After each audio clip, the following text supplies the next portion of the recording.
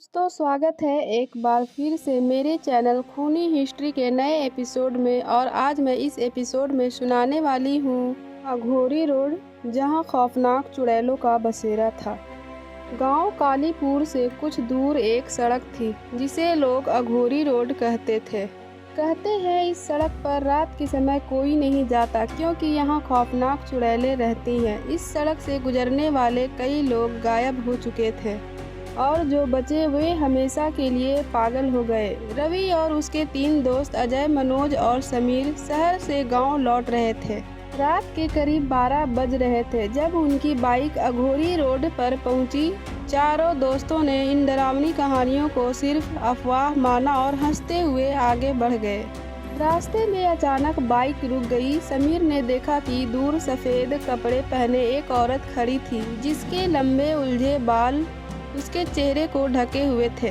उसकी परछाई सड़क पर नहीं थी। जैसे ही रवि ने बाइक स्टार्ट करने की कोशिश की, औरत हवा में उड़ती हुई उनकी ओर बढ़ने लगी। डर के मारे चारों बाइक छोड़कर भागने लगे। तभी अजय की चीख सुनाई दी। उसका पैर किसी अदृश्य ताकत ने पकड़ लिया था। दोस्तों ने उसे खींचकर छुड़ाने की कोशिश की, लेकिन वह अचानक हवा में उड़ गया और पेड़ से टकराकर बेहोश हो गया। बाकी तीनों ने किसी तरह उसे उठाकर गांव की ओर भागे। गांव के बुजुर्ग ने बताया कि सालों पहले इस सड़क पर एक अघोरी तांत्रिक साधना करता था। एक दिन गांव वालों ने उसे मारा और उसके शाप से कई औरतें इस रास्ते पर मर गई। अब उनकी आत्माएं चुड़ैलों के रूप में भटकती है और वह हर साल किसी को अपना शिकार बनाती है। अजय अगले दिन होश में आया लेकिन सदमे में था। वह बार बार कहता था वो हमें नहीं छोड़ेगी। कुछ दिन बाद उसकी लाश उसी सड़क पर मिली। चेहरा डर से बिगड़ा हुआ था।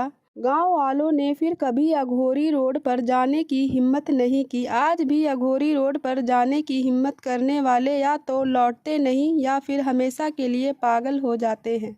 अगर कभी रात के इस सड़क से गुजरना पड़े तो सोचिएगा जरूर, कहीं कोई चुड़ैल आपका इंतजार तो नहीं कर रही है। तो चलिए आज का एपिसोड यही समाप्त होता है। अगर कहानी अच्छी लगी हो तो लाइक और सब्सक्राइब करें। हमारे एपिसोड में इसी तरह की और भी दिलचस्प कहानियां हैं, उन्हें भी ज़रूर सुनें।